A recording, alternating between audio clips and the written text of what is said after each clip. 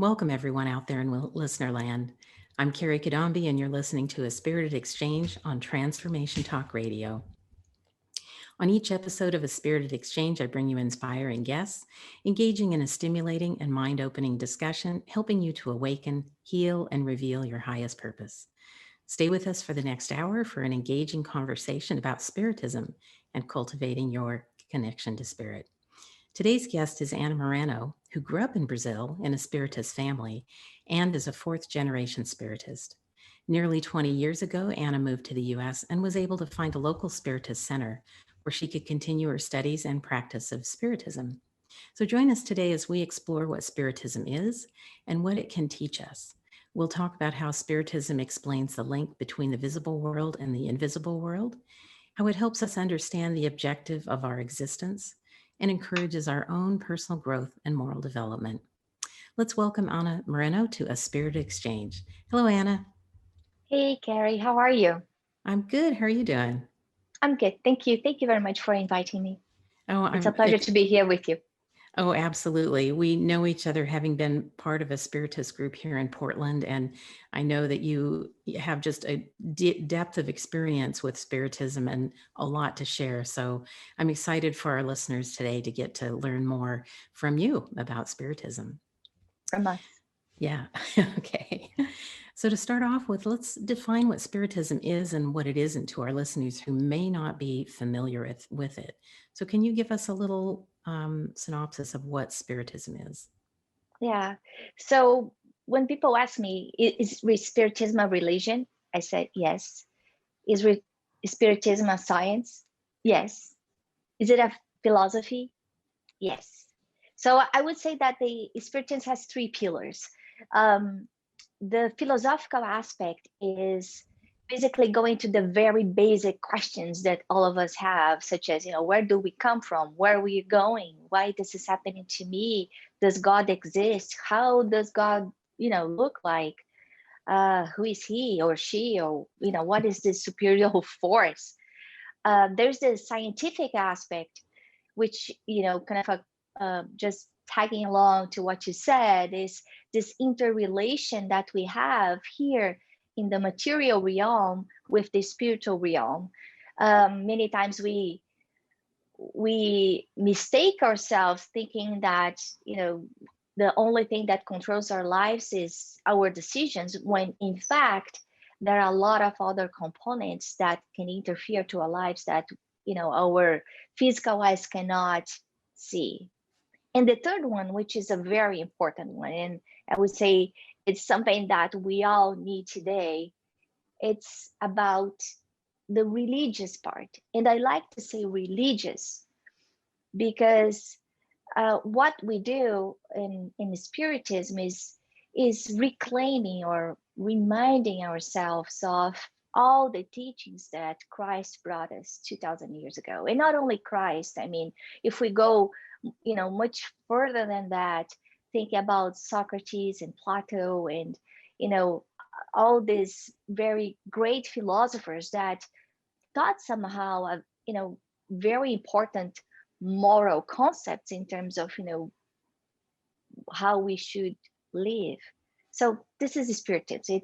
It's a combination of all this magical information that help us make better choices, console our heart when we are going through grief, when we feel that we are alone, when we face our disappointments. And also Spiritism give us hope of a better future, showing us, explaining to us that happiness is not going to be found here on earth during this life in matter, just like what Jesus said. We will find this happiness somewhere else, but for that we need to learn to live a good life, and that means being a good person. Yeah, that's beautiful. So there's a little bit of history to the Spiritism, and maybe to give people an idea of when it came about, when it was codified, in the 5 books, how they were created, who, brought them forth, because that's Mm-hmm. part of what Spiritists study from, as well as new material that's coming out, which we can talk about as well. But Yeah. Yeah. So in the 19th century, and I would say that it started here in the US. Some people may not know, with the Fox sisters, they started to hear a lot of, strange sounds and kind of a clapping and bumping on their house, and didn't understand what it was. And this was on the East Coast. And at the same time, kind of I would say, window wise, a lot of medium, mediumnimic events were happening in Europe, mostly in France. And all these books, the 5 books that you mentioned, which are the codification, they came out around 1860s, mhm. and they were written by a professor called Hippolyte Léon Denisard Rivaillot, who used a code name, Yeah, pen uh, name a pen name of when he wrote. Allan Kardec. Yeah. Uh, he decided to do that because he was a very renowned professor, a scholar, a huge culture, academically wise. He didn't believe in church stuff, in religion. At that time, um, there was the church was attached to so many um, exterior, how can I say, um, forms of showing the belief, that he just got disengaged. He didn't think Yeah. that they made sense, and people were forced to believe things that in his scholar brain he thought that would be absurd.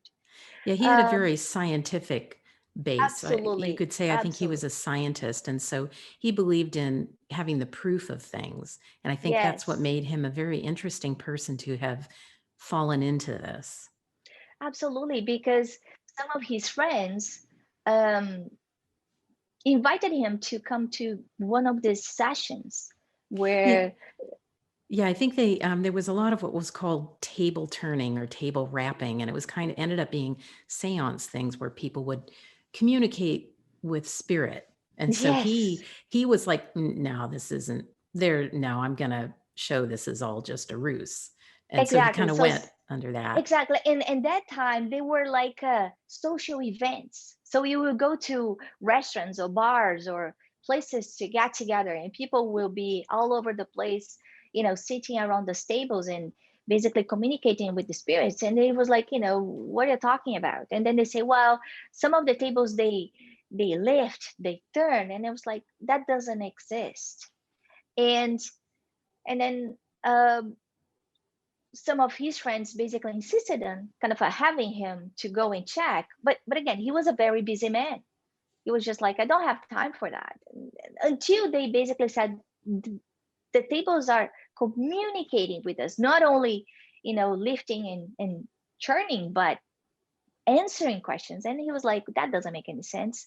you know he came to these meetings to prove that there was basically um uh, something that wasn't real, that it was basically magnetism, and people, he wanted to prove that that was all a fraud, Yeah, basically. disprove it all. Yeah. Exactly. And he was very surprised because suddenly people would ask questions to those tables, and the tables would answer, and then one would say, well, that doesn't make any sense. How can a table answer? And that's exactly how he felt. So they used some type of mechanism, like with a basket, and A pencil or something. attaching a pencil to the basket, and they would ask a question, and that basket would basically float over the table and write things, or will basically point to letters, and those letters will start forming words. And then in his mind, he was like, a table cannot think. A table doesn't have a brain. So how can I ask a question and the table answer?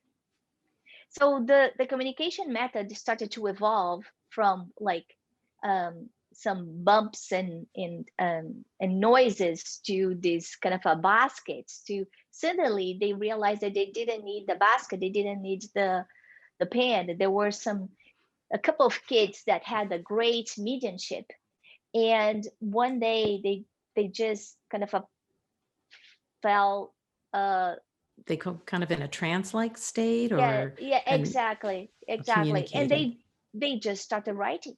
Like, so we think about kids of, maybe 10 years old writing things that would not match their age per se.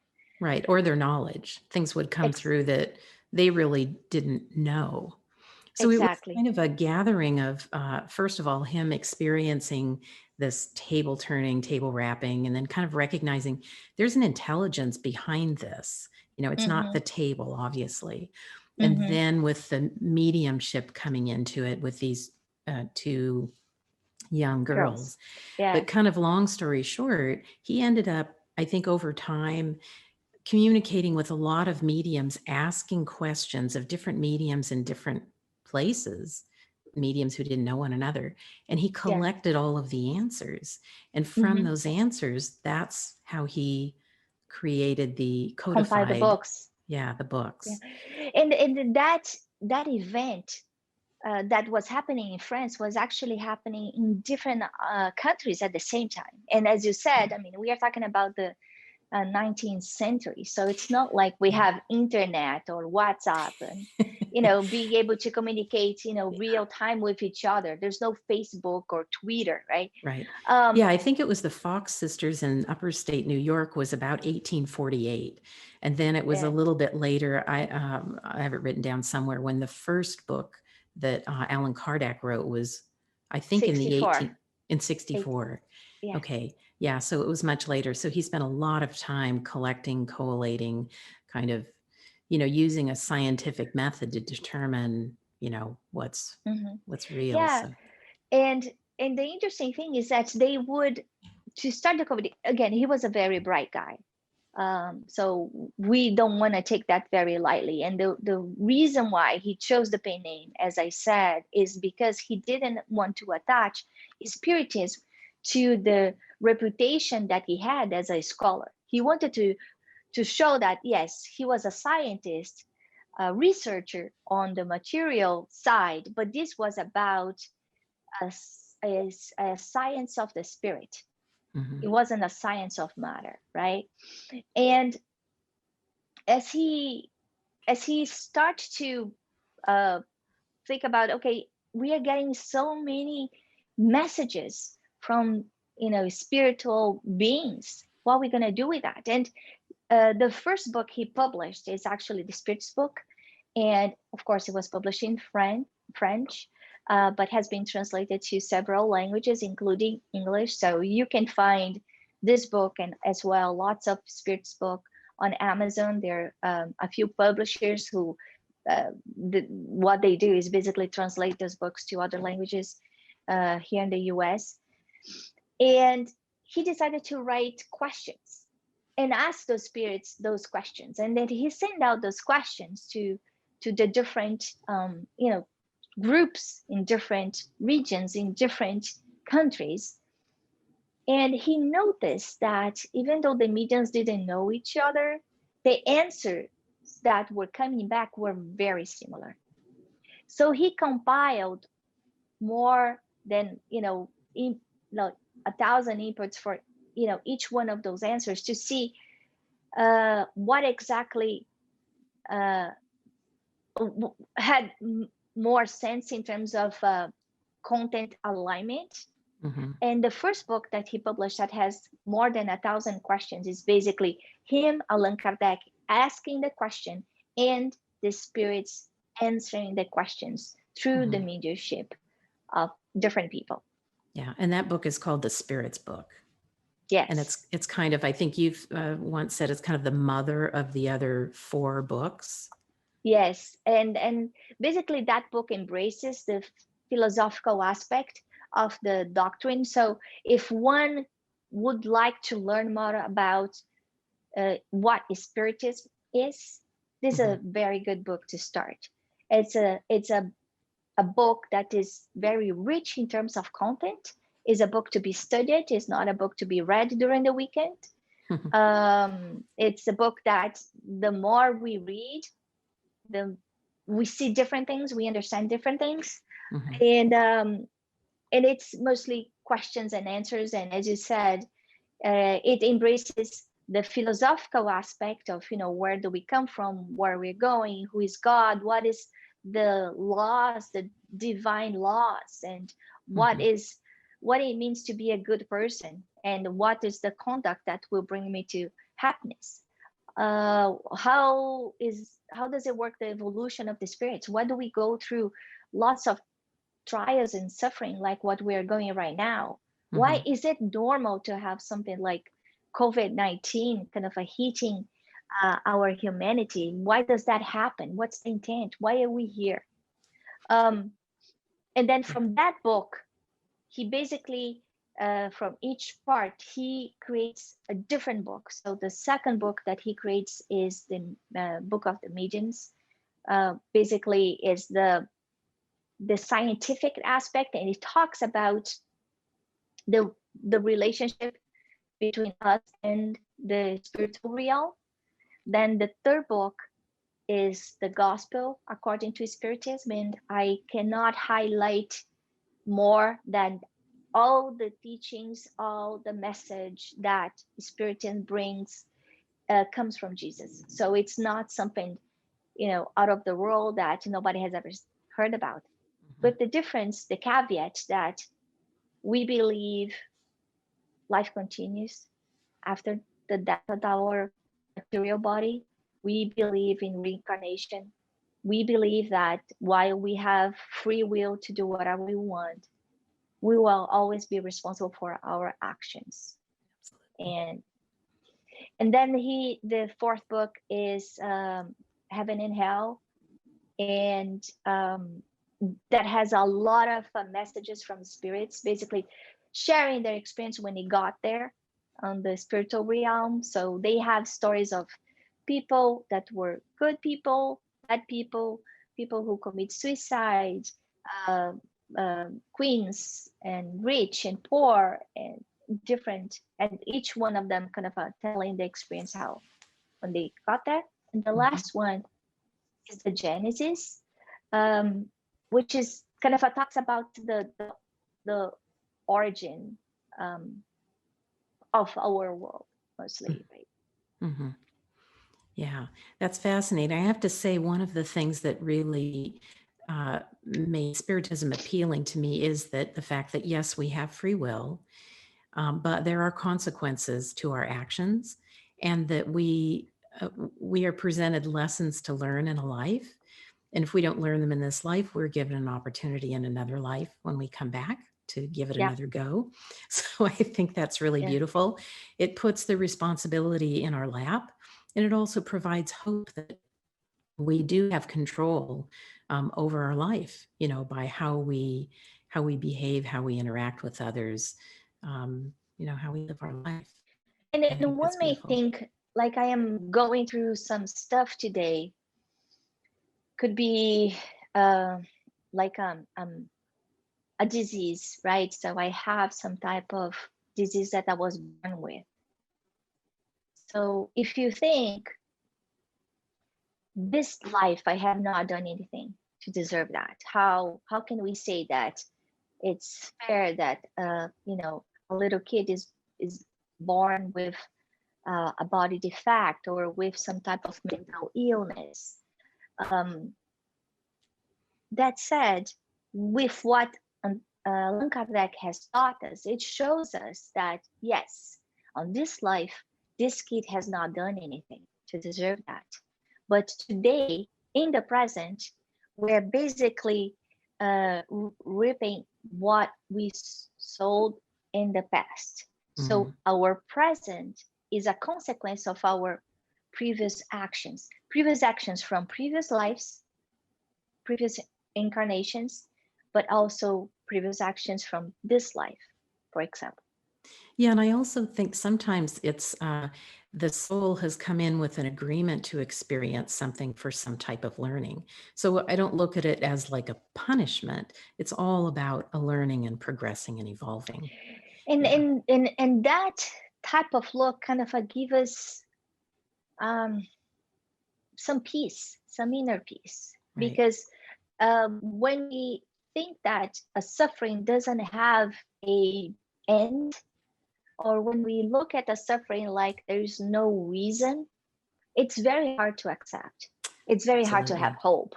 Yeah. When we look at the suffering in a way that, as you well said, this is a learning experience. For example, we all been to schools. Some of us chose, going to university and having other type of, complementing studies. And they were hard, getting to a nice university, having to study to the tests and going through the tests, and uh, all the challenges that go along the adult life. But we all do that with the ultimate goal of becoming a professional, for Right. example. So my dream is to be a doctor. But to be a doctor, I will need to study maybe 10, 12, 14 years before I can practice what I have learned, right? Right. If I think about the late nights, burning the midnight oil, not eating, and having to study one book after the other and memorize names that I never thought I had to, it was a nightmare. But if I look at what the future and the end goal, it basically give us kind of the energy, like the second breath to say, okay, this shall pass, and then it will get better, and then I will be able to practice what I love. Right. I love that analogy. We're going to take a quick break. We have so much more we want to talk about the Spiritism. So stay with us. You're listening to A Spirited Exchange with me, host Kerry Cadambi, and today's guest, Anna Moreno. And when we return, we'll talk more about Spiritism and what you'll find in Spiritist centers both in Brazil and in the US. So stay tuned. We'll be right back.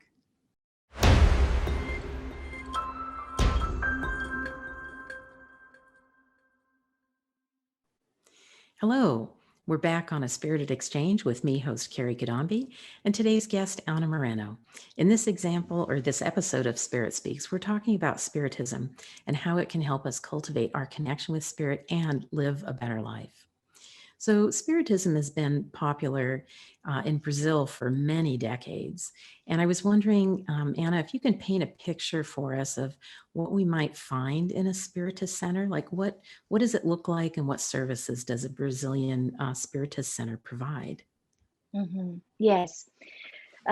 So one of the foundations of Spiritism is the rational aspect, right? So we need to question, and we do not believe that faith should be blind.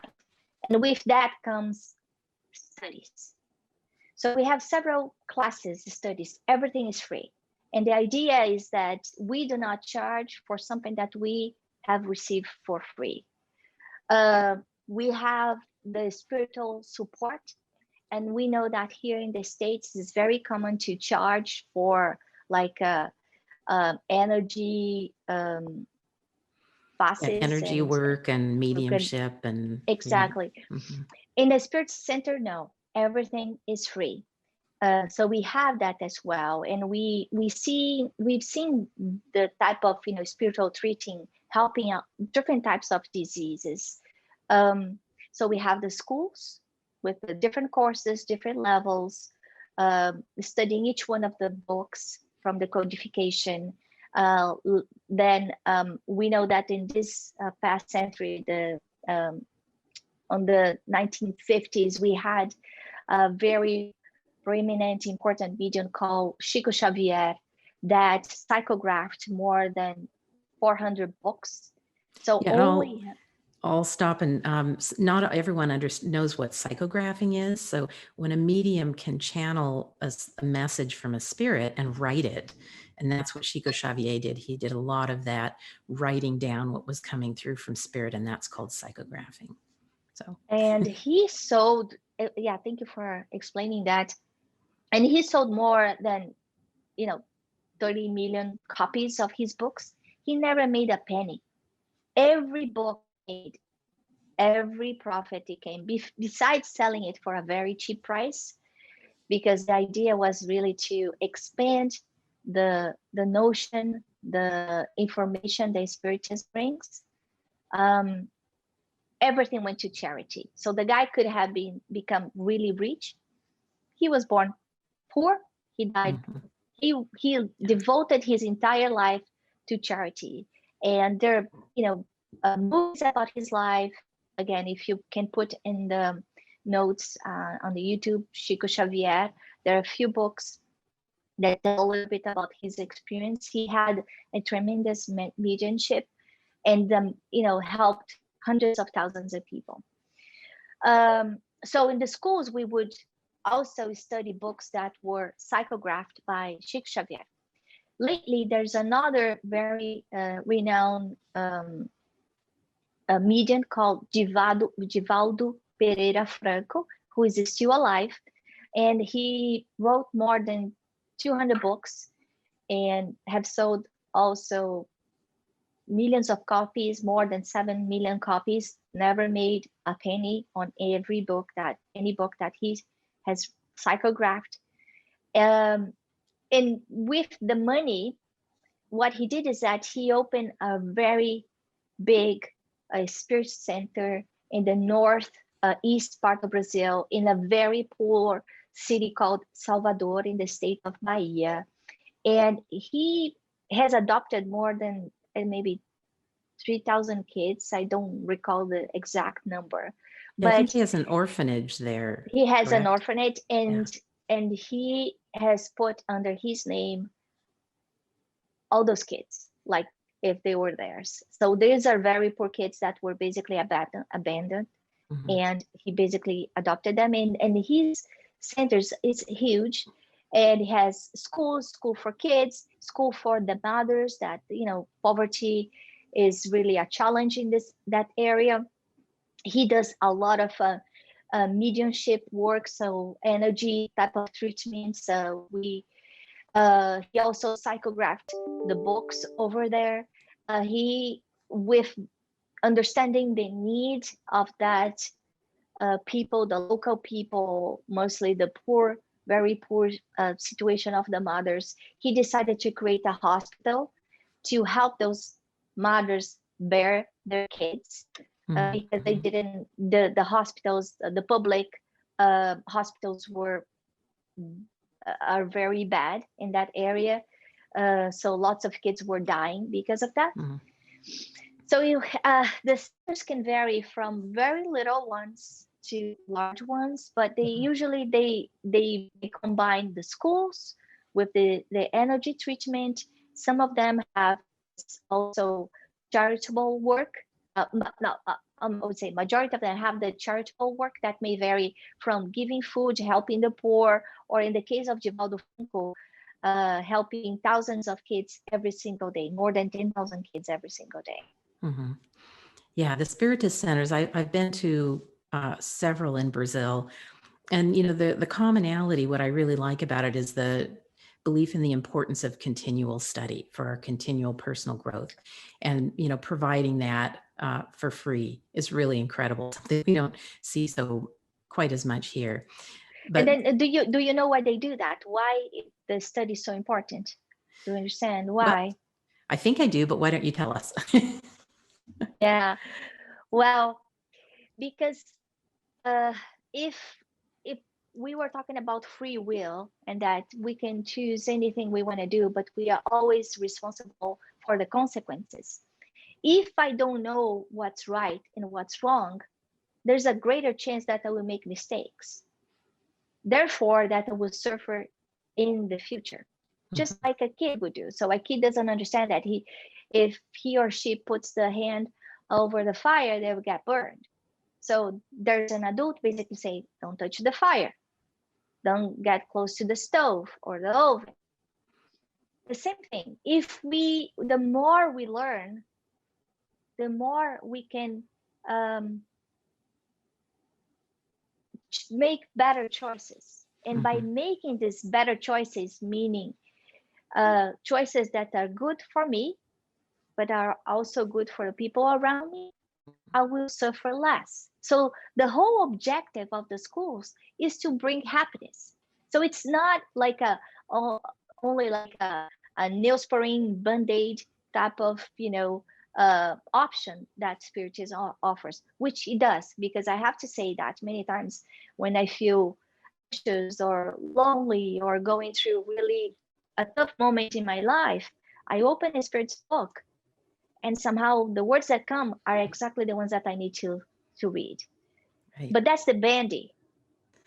And if I don't change my behavior to a better one, I will continue to need those bandies. So the idea is that I stop putting my hand over the fire, so I don't get burned anymore. Yeah. So study so that you know how to live a better life.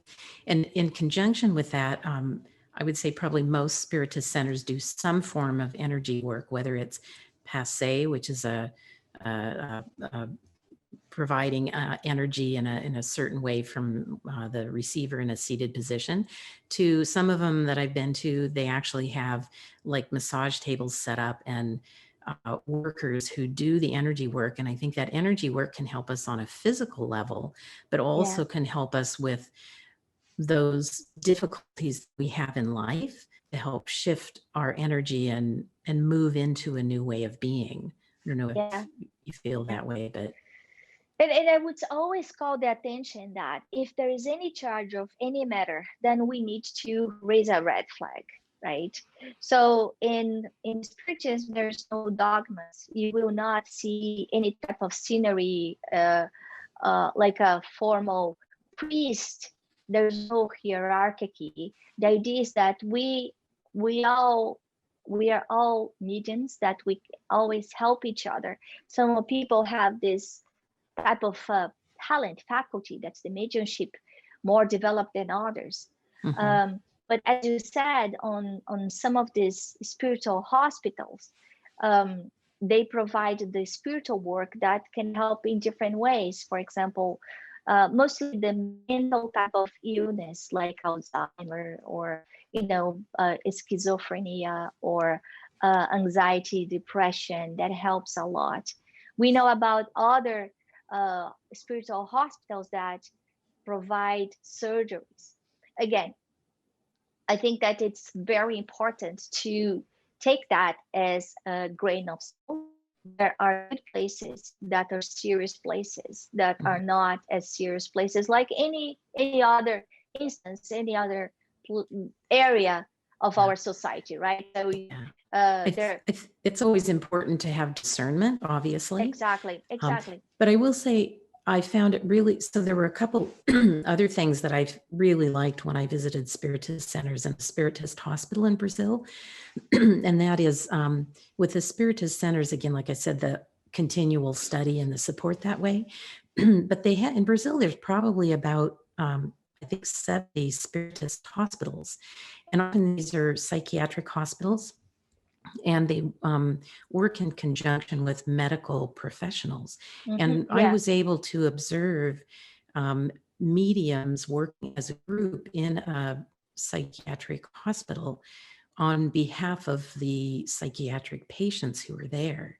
And what really fascinated me, which I haven't seen in the US, is mediums working together as a group. There was a supervisor who supervised the sessions. The mediums all supported one another in the process. They were clean about their work.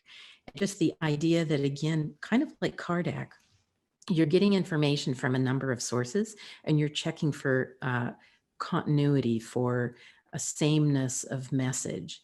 And I just thought that was really incredible. And then you said something very important, because again, we are totally against blind faith, right?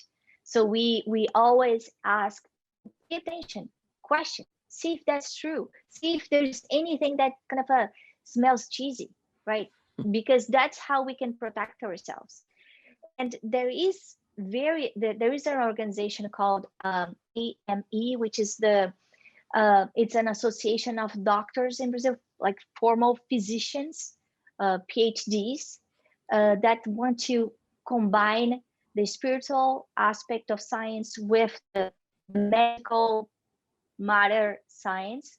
And I know that they work with different universities like Harvard and Stanford, and some in Europe as well, kind of to study those the facts that the energy work can bring to the body. So I think it's very important. There are lots of lectures from those doctors, basically showing the advancement, the progress, the benefits of the energy treatment in the body, in the physical body, while the energy treatment is taking care of the spiritual body, right? This more subtle body that involves us, that goes with us when we die. Yeah, I believe there are actually, I think I saw a study that was done by a university, maybe in Curitiba, about energy work. And so there are studies showing that this actually works.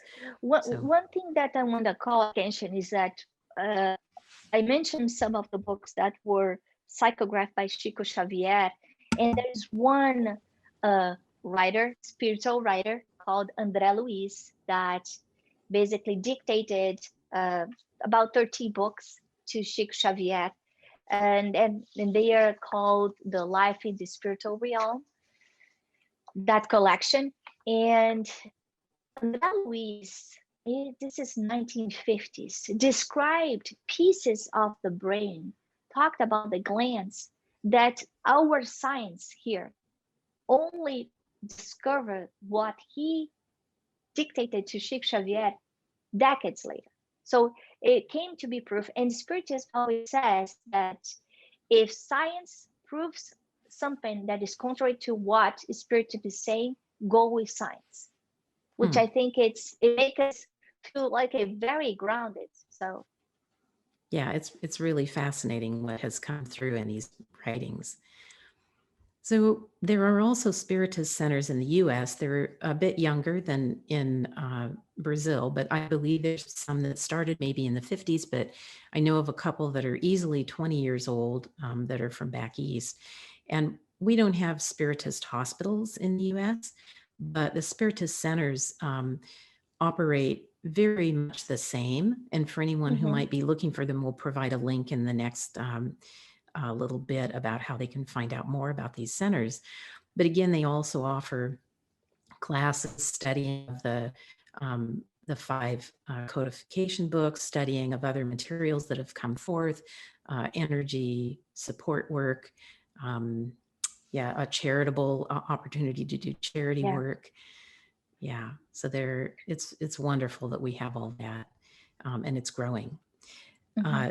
We need to take another break right now, and we've got more to talk about. So I want to let you know you are listening to A Spirited Exchange with me, host Kerry Cadambi, and today's guest, Anna Moreno.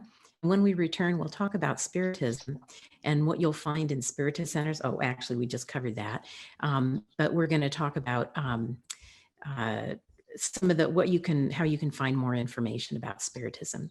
So stay tuned. We'll be right back.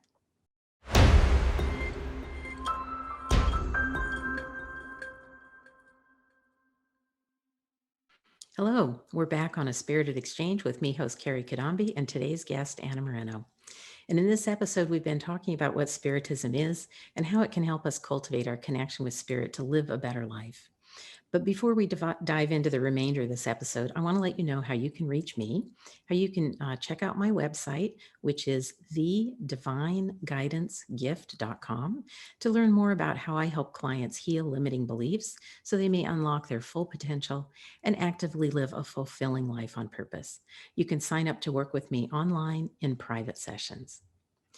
So Anna, let's talk about what our listeners can do now to learn more about Spiritism. I think there's a number of resources that they can look into to find out more.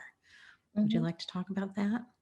Yeah, absolutely. So, first of all, there are a lot of publications available in on Amazon that you can find, either starting from the codification. So I would say, if you are new to Spiritism, start with Allan Kardec, start with the Spirits book. If you want to kind of get a hand of what this doctrine is about, what are the key fundament, foundations. Foundation. Mm-hmm. Yes, what's the foundation of our doctrine? Um, Start from there. If you're looking for answers for the basic questions, why I was born in this family. I mean, I don't feel like I belong here, or why this disease happened to me. Why do I suffer so much? I mean, when this is gonna end, and what's the reason why I came here? There are also some entities here, like the U.S. Spirits Council, that Kerry, you can provide the link for them as well. That has a lot of resources available about Spiritism. Um, And I'll there's just say also real quickly, for those who are just listening and not watching the video, that it is spiritist.us is for the US Spiritist Federation. And there's an international one, which is CEI-spiritistcouncil.com. Yeah, I was going to mention exactly the second one. Thank you. Thank you for talking about the International Spiritist Council.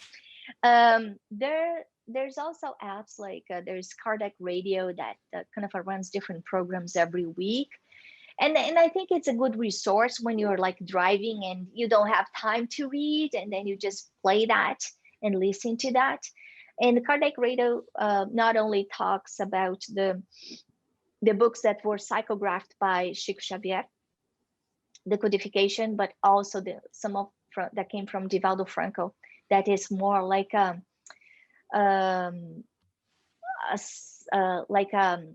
psychotherapy, spiritual psychotherapy type of books that were dictated by Joana de Angelis.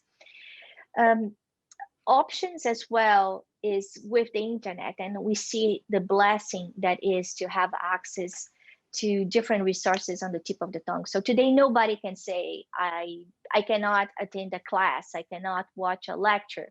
No, go to YouTube, research on Google, Spiritist meetings. You will find there are different spirit centers, some very good ones in the state of Florida and the Boston, like the tri-state area. I think Here Baltimore maybe, and New York. There's a number. There's a huge one in Boston as well. Several in California, Northern California, Southern California. Here in Portland, we have a Chico Xavier Learning Center that today, of course, due COVID-19, all the meetings are done online.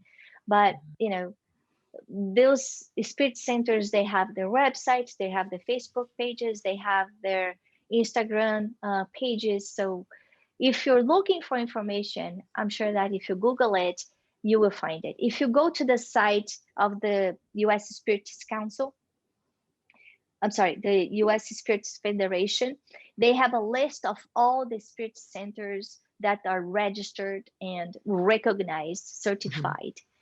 That are serious spirit centers. So if you're afraid, like, do I know if these guys are really serious or they're wonky?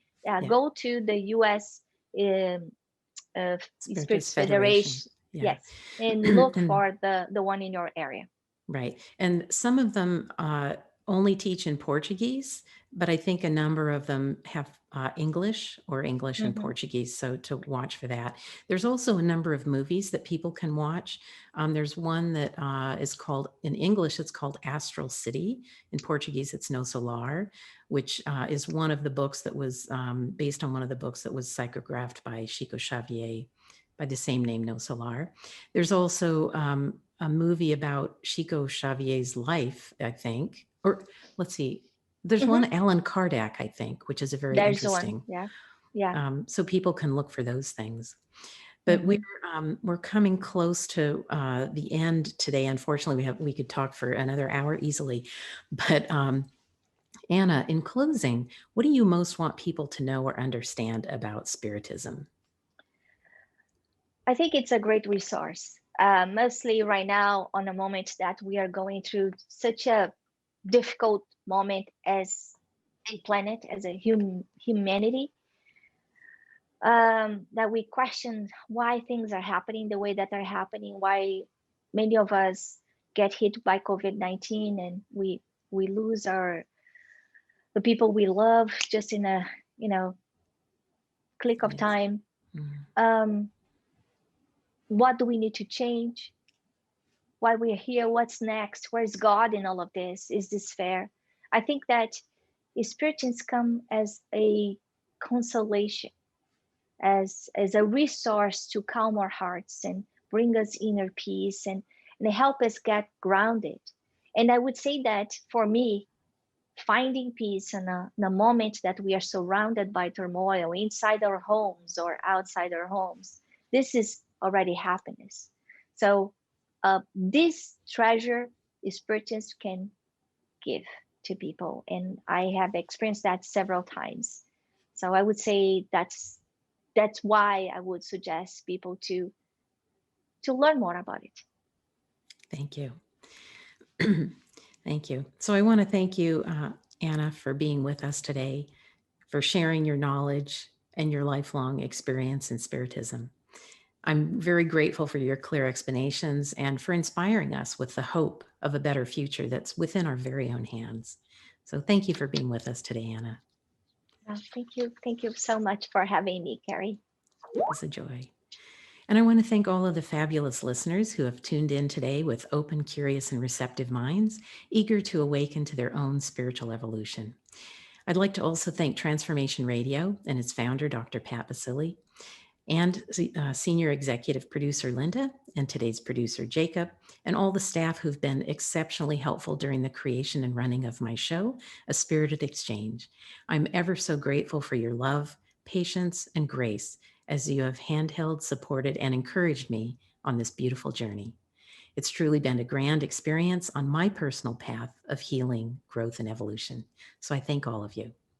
And until we meet again, I wish you all peace, joy, and good health.